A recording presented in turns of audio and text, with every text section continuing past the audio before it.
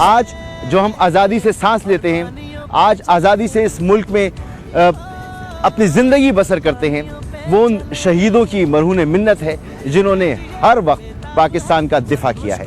पाकिस्तान की तवील coastal line को सिक्योर करने के लिए, इसका दिफा करने के लिए पाक बहरिया हर वक्त तैयार रहती है।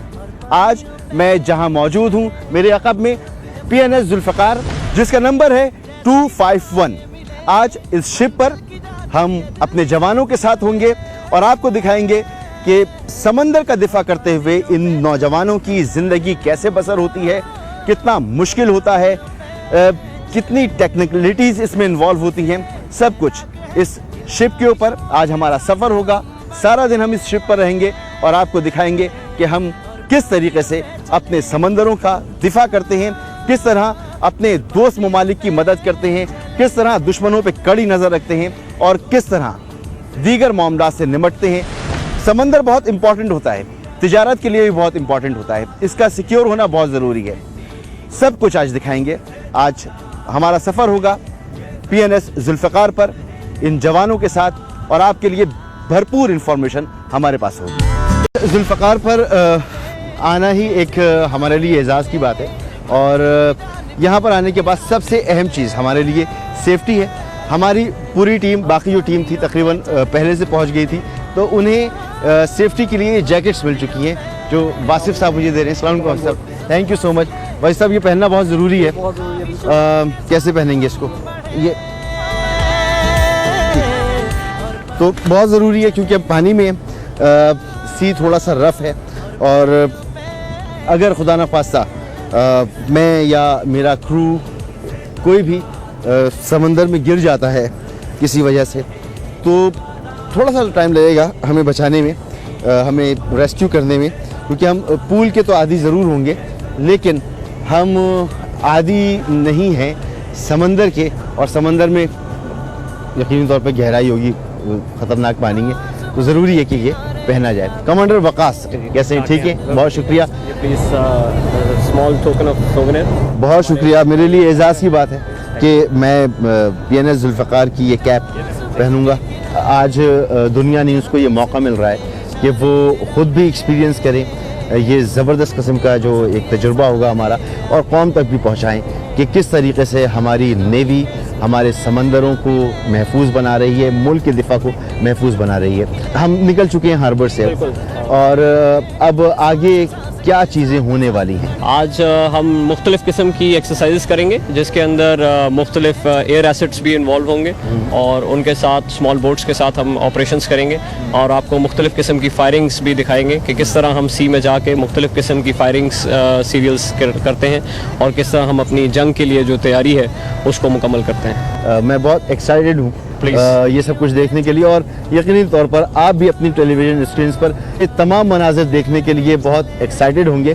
पहले शायद आपने इस तरह के मनाजिर ना देखे हों या देखे हों तो बहुत कम हो और अक्सर लोगों ने शायद नहीं देखा होगा। ऐसा ही है। और ये मेरा खुद ओपन सी में इस तरह जाने का पहला एक्सपीरियंस है, तो मैंने सुना बड़ा डर लगता है लोगों को, चक्कर वक्कर आ जाते हैं। जी, सी जो है वो इटसेल्फ एक अननेचुरल सी एनवायरनमेंट है और उसके अंदर जैसे ही सी स्टेट बिल्डअप होती है उसकी वजह से काफ़ी इफ़ेक्ट्स आते हैं। जो पहली बार जाता है उसको तो ज़्यादा फ़र्क पड़ता है, हम तो थोड़े आदी हो चुके हुए हैं, बट ये है still sea has its effects. और इस वक्त मानसून का टाइम है, इस वक्त सी थोड़ा रफ़ भी होता है, लेकिन आज होप वेदर थोड़ा बेहतर है, तो इसी वजह से हमने ये सीरीज़ आपके साथ प्लान किए हैं ताकि आप लोगों को वो ज़्यादा इफेक्ट्स ना हो। ठीक है, आहिस्ता आहिस्ता जहाज़ की स्पीड तेज़ हो रही है। जी ऐसे ही है। 30 नॉटिकल माइल्स तक ये जहाज़ हम डीप जाते हैं, लेकिन अभी क्योंकि हम इस वक्त लीव हार्बर कर रहे हैं, कराची पोर्ट से बाहर निकल रहे हैं, तो इस वक्त थोड़ी सी स्पीड रिस्ट्रिक्टेड होती है। जैसे ही हम ओपन सी में जाएंगे तो स्पीड हम अपनी एज पर द रिक्वायरमेंट जिस तरह हमारी होगी। छोटे छोटे से मैं पोल्स देख रहा हूँ, कुछ निशान है, ये क्या चीज़ है? ये चैनल के मार्किंग बॉयज़ हैं, इनकी मदद से हम एंट्री के वक्त ये हमें रहनुमाई करते हैं कि किस तरीके से हमने चैनल के अंदर आना है। तो ये उन चैनल के अंदर आने के लिए रहनुमाई के लिए ये बॉयज़ लगाए गए हैं। इन बॉयज़ को देखते हुए हम इस चैनल के अंदर आते हैं, बिकॉज डेफिनेटली इस दो बॉयज़ आप देख रहे हैं, इन दोनों बॉयज़ के दरमियान की जो डेप्थ है वो इतनी है कि जो सूटेबल है एक जहाज़ के अंदर आने के लिए। सर मुझे एक बात और बताइएगा, हम इस वक्त जहाज़ के पिछले हिस्से में मौजूद हैं। टेक्निकल लैंग्वेज में इसको क्या कहते हैं और कितने हिस्से होते हैं जहाज़ के? जहाज़ के 3 हिस्से होते हैं। एक फॉक्सल होता है जो जहाज़ का अगला हिस्सा है, जहाँ पे हमारी मेन गन लगी हुई है। अभी इंशाल्लाह वहाँ से हम फायरिंग भी करेंगे। ये हमारा क्वार्टर डेक है, इसको फ्लाई डेक कहते हैं बेसिकली। लोअर क्वार्टर डेक इसके नीचे है एंड देन टॉप डेक होता है जो हमारा जो दरमियानी हिस्सा है, इसको टॉप डेक कहते हैं। ठीक है। और ये जिस जगह हम मौजूद हैं ये हेलीपैड है, यहाँ पर हेली भी लैंड करेगा। देर में आप देखेंगे कि यहाँ पे हेलीकॉप्टर लैंड करेगा और हम डिफरेंट ऑपरेशंस जो सी में करते हैं वो हम आपको करके दिखाएंगे कि किस तरीके से हेलीकॉप्टर आता है और किस तरीके से सप्लाईज यहाँ पे दी जाती हैं और हेलीकॉप्टर को किस तरह से सप्लाईज दी जाती हैं एंड देन डिफरेंट ऑपरेशंस जो हम सी में करते हैं वो किस तरीके से कंडक्ट किया जाता है। ठीक है। और हेली यहाँ पर लैंड करेगा। लैंड करने के बाद ये दरवाज़ा ओपन होगा और हेली अंदर जाकर पार्क हो जाएगा।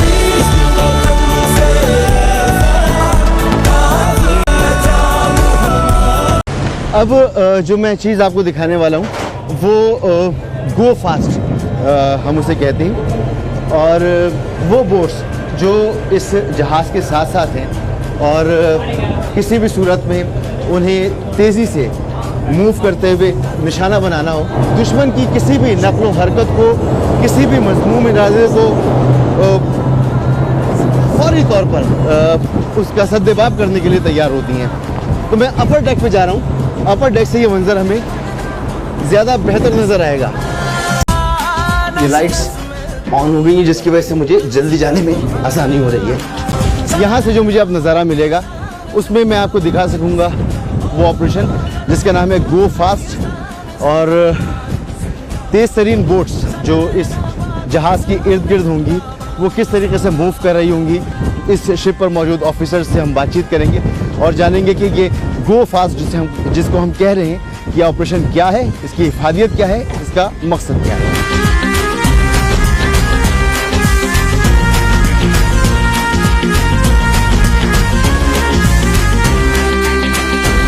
गो फास्ट दरअसल वो ऑपरेशन है जिसमें ये महसूस किया जाए कि कोई बोट है जो इस जहाज़ की तरफ आ रही है, उसको वार्निंग दी जाती है। मुसलसल ये वार्निंग्स आप सुन रहे होंगे जो दी जा रही हैं और हिदायत दी जा रही हैं हमले को कि फौरी तौर पर चेक किया जाए कौन है, उसको स्टॉप किया जाए। और यहाँ पर एक जवान तैयार है, बिल्कुल निशाने पर है ये बोट उसके। सर कौन सी गन है ये? ये MG है हमारी, इससे भी और पीछे से भी हमने गन से मैन किया हुआ है इसको। और अभी ये ऑर्डर जो भी कमांड एंड कंट्रोल ऑर्डर्स चल रहे हैं इसके मुताबिक हम इस बोट को कंटिन्यूस वार्निंग दे रहे हैं। ठीक है। मुख्तलिफ किस्म की वार्निंग दी जाती हैं, वो वॉइस से भी वार्निंग दी जाएगी, रेड फ्लेयर भी फायर किया जाएगा।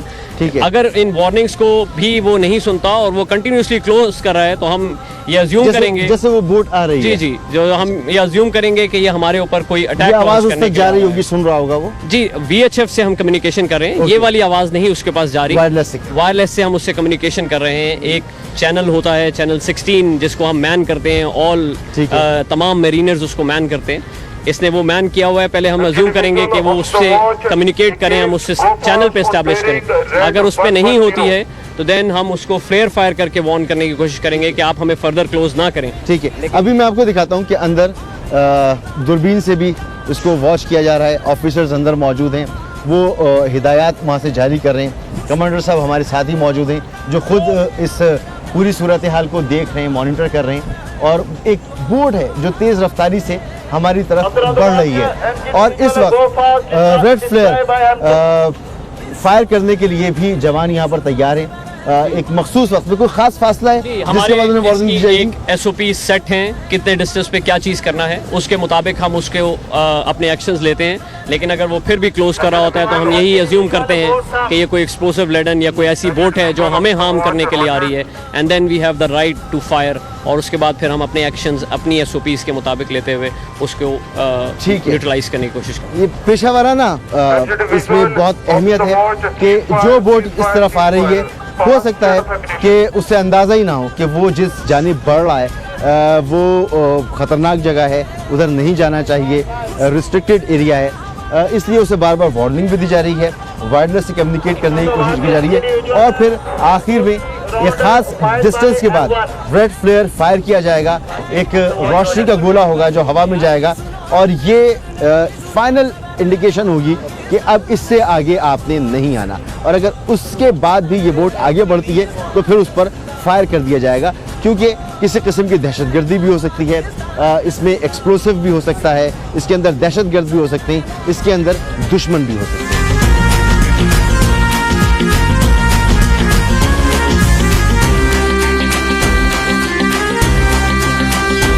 बोट मुसलसल आगे बढ़ रही है और कई वार्निंग दी जा चुकी हैं, वायरलेस पर रब्ता करने की कोशिश की गई है, बताया गया है कि आगे ना बढ़ा जाए, अगर आगे बढ़ेंगे तो फिर उनको रोका जाएगा, उन पर फायर किया जाएगा और अब फाइनल वार्निंग उनको देने की तैयारी कर दी गई है।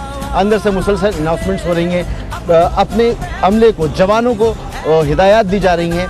2 जवान पायरो पिस्टल्स हाथ में लिए फ्लेयर फायर करने के लिए तैयार खड़े हैं और अब जो हिदायत हैं वो ये कि फ्लेयर फायर किए जाएं और जब फ्लेयर फायर किए जाएंगे, रोशनी के गोले हवा में जाएंगे, तो ये आखिरी इशारा होगा इस बोट के लिए, ये रुक जाए, वापस मुड़ जाए, वरना ये जवान जो मुस्तैद है ये उस पर फायर कर देगा और अगर फिर भी आगे बढ़ने की कोशिश की और अगर फायर मिस होता है तो फिर दीगर जवान तैयार हैं जो उस बोट को निशाना बनाए। हेली जो इस वक्त आपको फिजा में नज़र आ रहा है, ये हेली यहाँ पर अभी लैंड नहीं करेगा, बल्कि यहाँ आएगा, यहाँ से डाइवर को उठाएगा और डाइवर को लेकर जाएगा, उसको अपने मुकाम पर पहुँचाएगा और फिर जब ऑपरेशन कंप्लीट करेगा तो यहाँ पर लैंड करेगा और पार्क होगा। तो हेली यहाँ पर पहुँच चुका है और थोड़ी देर में ही आप ये मनाजिर देखेंगे कि न सिर्फ वो डाइवर को उठाएगा, वो हवा में ही रिफ्यूल होगा और रिफ्यूल होकर अपने मिशन पर वापस चला जाएगा। हेली के उतरने से पहले यहाँ चंद जवान बिल्कुल तैयार बैठे हैं, अपनी पोजीशन लिए। ये फायर फाइटिंग वाले नौजवान हैं जिनको फायर फाइटिंग करनी है। अगर खुदा न खास्ता इस पूरे ऑपरेशन के दौरान कोई आग लगती है तो इन्होंने नो फेयर सूट्स पहने हुए हैं। एक जवान वॉल पे बैठा है, एक ने ये वाटर गन अपने हाथ में पकड़ी हुई है, दूसरा बैकअप पर है और ये फ़ौरन एक्शन करेंगे और अगर कोई मिसहैप होता है, कोई आग लगती है तो उस पर काबू पा लेंगे। थोड़ी देर में हेली यहाँ पर जब आएगा, यहाँ से डाइवर को उठाएगा, लेकर जाएगा अपनी पोजीशन पर, अपना ऑपरेशन कंटिन्यू करेगा और जब उसे रिफ्यूलिंग की ज़रूरत होगी तो वो अगर अभी होगी तो उसे रिफ्यूल कर दिया जाएगा और फिर कंप्लीट करके अपना ऑपरेशन वो वापस आएगा, अपने मिशन से वापस आएगा और अंदर पार्क हो जाएगा। तमाम ऑपरेशन आपको दिखाने का मकसद ये है कि आप जान सकें कि हम कितने तैयार हैं, चाहे दुश्मन कितना ही चालाक हो, उसे अददी बरतरी हासिल हो, वो एक बड़ी नेवी का क्लेम करता हो, लेकिन हमारी जो पॉलिसी है मिनिमम डिफरेंस की, उस पर हम किस तरह से कारबंद हैं और दुश्मन कितना ही चालाक, कितना ही ताकतवर ख़ुद को जाहिर करता हो, वो हम पर गलबा हासिल नहीं कर सकता। उसकी हर चाल का हमारे पास तोड़ मौजूद है। डाइवर तैयार है, अमला तैयार है, सब लेफ्टिनेंट वासिफ साहब हमारे साथ मौजूद हैं। वासिफ साहब, मैंने अपनी समझ के मुताबिक इस पूरे ऑपरेशन को डिस्क्राइब किया है, मगर टेक्निकल ज़बान में और टेक्निकल अंदाज में आप इसको किस तरह से बयान करेंगे, ये क्या होने जा रहा है जो अब हम अपने नाज़रीन को दिखाने वाले हैं? इसमें भी हम फ्लाइंग ऑप्स कंडक्ट करेंगे। इसके अंदर हमारे डिफरेंट सीरियल्स होंगे, जिसमें सबसे पहले जो हमारा फर्स्ट रन होगा उसमें हमारा वर्ड ट्रिप होगा, वर्टिकल रिप्लेनिशमेंट। अच्छा, इसका मतलब? वर्टिकल रिप्लेनिशमेंट में बेसिकली हीलो इन फ्लाइट, अगर हमने कोई चीज़ उस पर एम्बार्क डिसएम्बार्क करनी है, अगर हमें कोई पैक्स ट्रांसफर करना है तो हीलो इन फ्लाइट हमारा यहाँ से अभी हम दिखाएंगे भी अपने नाज़रीन को। हेलीकॉप्टर आएगा, स्टैटिक यहाँ पर स्टैटिक यहाँ पे रुकेगा, और फिर यहाँ पे वो हमारा कुछ आपको ट्रांसफर कर सकता है, आपको बिल्कुल हम उसको ट्रांसफर कर सकते हैं, बिल्कुल ऐसे।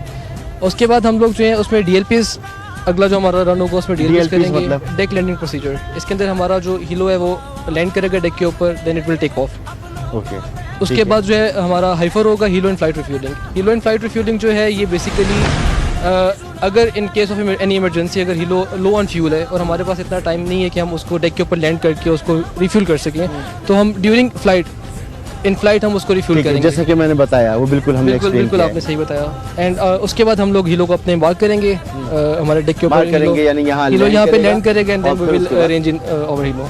ठीक है, जैसे हम आम जबान में कहते हैं पार्क हो जाएगा। ठीक है, तो ये ऑपरेशन है, थोड़ी देर में आपको ये नज़र आने वाला है। देखें किस महारत के साथ ये तमाम ऑपरेशन सर अंजाम दिया जाएगा। Z9 हेली है, चाइनीज़ मेड ये हेलीकॉप्टर है जो यहाँ पर अभी लैंड करने वाला है और डाइवर जो हैं हमारे साथ ही मौजूद हैं। अस्सलाम वालेकुम। वालेकुम सलाम। क्या नाम है आपका? अतीक रहमान सर। अच्छा अतीक साहब, कितनी देर तक आप खुले समंदर में सरवाइव कर सकते हैं, रह सकते हैं? सर हम 48 और अबव देन 70 इससे भी ज़्यादा अगर चाहें तो स्विमिंग कर सकते हैं। 72 आवर्स जी सर। ये आप कह रहे हैं? जी सर। ये तो बहुत लंबा वक्त है। इस दौरान आप समंदर में रह सकते हैं और स्विम भी कर सकते हैं। बिल्कुल, ये बहुत बड़ी बात है। तो तमाम जवान जो हैं वो इसके लिए तैयार होते हैं। बिल्कुल तैयार होते हैं। तो ये हैं वो महारतें जो हमारी नेवी के पास मौजूद हैं। ये जवान मौजूद हैं जिनका जज्बा ये है कि ये कह रहे हैं कि 72 आवर्स भी बगैर किसी मदद के ये पानी में रह सकते हैं, समंदर में रह सकते हैं और कह रहे हैं इससे ज़्यादा ऑर्डर भी मिले तो ये आराम से वहाँ पर रह सकते हैं। थोड़ी देर के बाद हेली इनको यहाँ से लेगा और ये जाएंगे अपना ऑपरेशन कंप्लीट करेंगे। इनको हेली ने पहले अपलिफ्ट किया और फिर ड्रॉप किया और अब हेली जा चुका है। तो एक छोटी सी ब्रेक ले रहे हैं और उसके बाद जो मज़ीद यहाँ पर ऑपरेशंस होंगे वो आपको दिखाएंगे और भी बहुत कुछ है आपको दिखाने के लिए एक ब्रेक के बाद।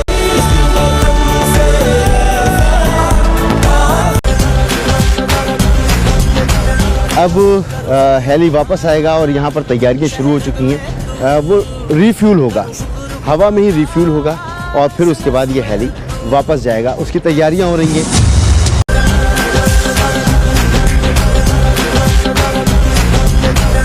हेली बिल्कुल सामने थोड़ी देर में यहाँ पर लैंड करेगा और ये पूरी टीम हेली में मौजूद जो अमला है उसको हिदायत दे रही है क्योंकि जहाज़ जो है वो बिल्कुल इवन नहीं है। आप देख रहे होंगे कि मुझे भी खड़े होने में मुश्किल हो रही है। तो ये जो इशारे दे रहे हैं इन इशारों से हेली को अंदाज़ा हो रहा है कि उसने अपनी पोजीशन क्या रखी है और किस तरह से उसे लैंड होना है। तो ये पूरी टीम यहाँ पर खड़ी हेली को देख रही है और हेली में बैठा अमला पायलट्स इनको देख रहे हैं और इन हिदायत को फॉलो कर रहे हैं। Z9 हेलीकॉप्टर जो चाइना ने तैयार किए, फिर पाकिस्तानी इंजीनियर्स ने इसको और मॉडिफाई किया। बेहतरीन हेलीकॉप्टर्स हैं। तकरीबन 15 टन इसका वज़न होता है और जिस शिप पे हम मौजूद हैं PNS जुल्फ़िकार 16,000 टन इस शिप का वज़न है। इस शिप पर यह हेली अब लैंड करेगा और आप देखिए कि कितनी स्मूथ लैंडिंग है।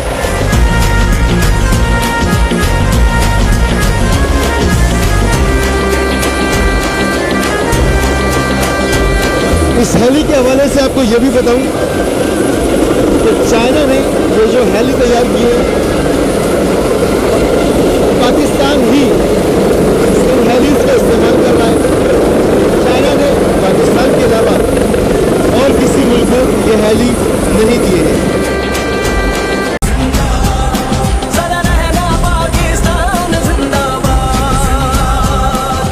ये हेली जिसने अपना ऑपरेशन मुकम्मल किया है ये पहुंच चुका है और क्या इसका ऑपरेशन था, इसकी क्या खुसूसियात हैं, हम इनके पायलट से ही बात करते हैं और उनसे जानते हैं। अस्सलाम वालेकुम, कैसे हैं आप? अस्सलाम वालेकुम।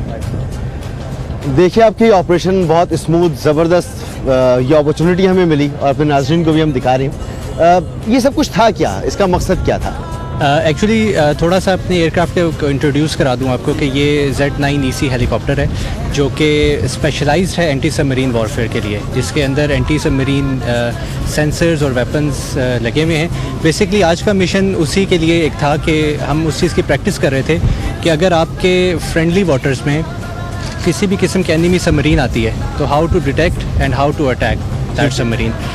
This aircraft is specialised in doing that. तो उसी चीज़ की ये हम एक्सरसाइज कर रहे थे। In between we were having the fueling activity के ये 2.5 घंटे का तकरीबन मिशन था। तो इस दौरान में हमें फ्यूल की भी ज़रूरत पड़ती है। तो जो आपने वो मिशन देखा था that is called hyper, Helo in flight refuelling. ठीक, उसमें यह कि हेलीकॉप्टर लैंड नहीं करता, डूरिंग होवर फ्यूलिंग करता है। ठीक है। तो उसकी एक प्रैक्टिकल डेमोन्स्ट्रेशन थी। Then we again went for the same exercise that is the anti submarine तो वॉरफेयर। ये एक्सरसाइज इसलिए नहीं है कि हम यहाँ पर हैं, ये एक रूटीन की एक्सरसाइज है जिसमें कि आप हमारे अपने जो समंदर हैं उनके अंदर दुश्मनों का सुराग लगा रहे होते हैं कि अगर कहीं दुश्मन बैठा है, छुपा हुआ है, उसका कोई मजमूम इरादा है तो उसे डिटेक्ट करें और वहीं उसे वासिले जहन्नुम करें। एग्जैक्टली, सबमरीन होती ही इसी तरह कि वो समंदर में छुपी हुई होती है, it is under the water. तो उसको डिटेक्ट करना एक is a demanding and is a tasking job. तो उसी की एक्सरसाइज हम आज कर रहे थे। और ये जो हेली है ये इस रीजन में और किसी के पास नहीं है, ये इस रीजन में और किसी के पास नहीं। ये हमारे पास ये है। पाकिस्तान तो की अब दुश्मन अपनी अददी बरतरी पर, अपने बड़े होने पर कितना ही नाश कर ले, हमारी मिनिमम डिफरेंस की जो पॉलिसी है वो कामयाब है और बेहतरीन है और फिट है।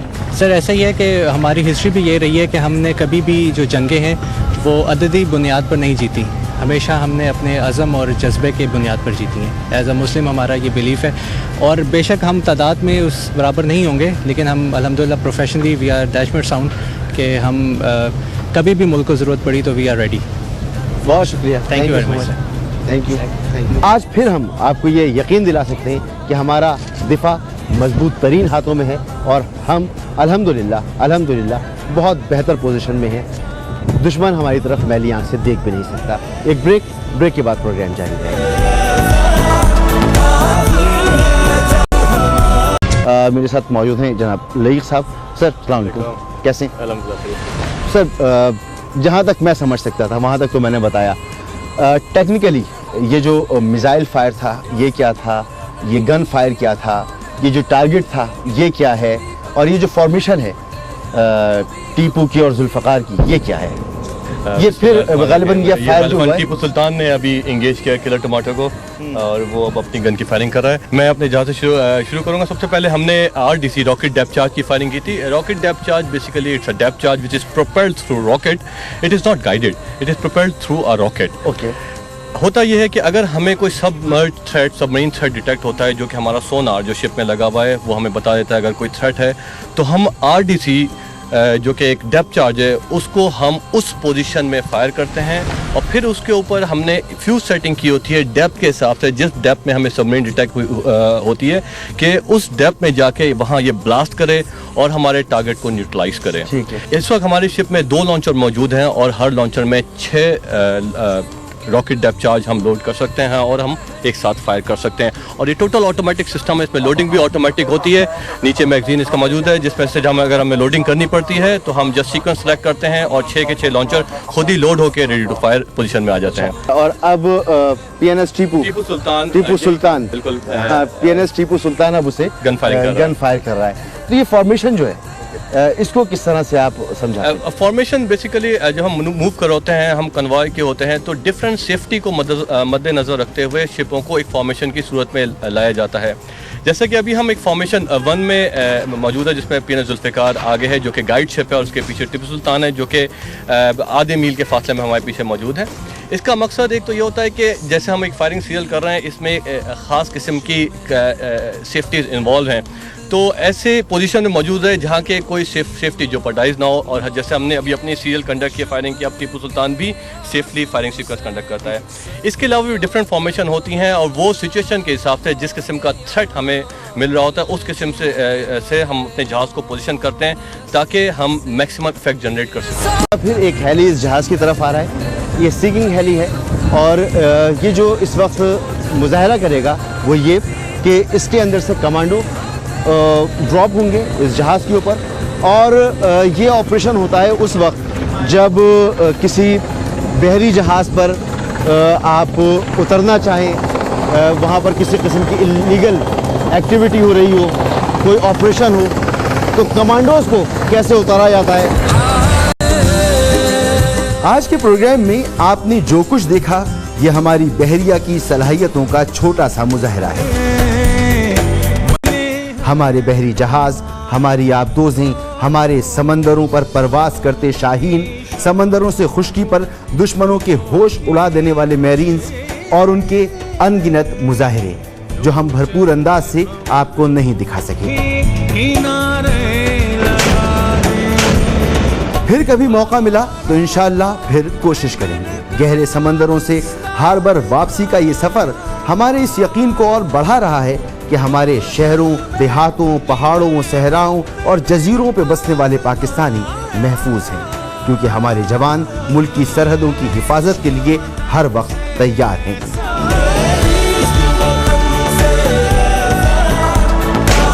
आज ये ढलता हुआ सूरज कल एक नई सुबह की नवीद है जिसका नाम खुशहाली है।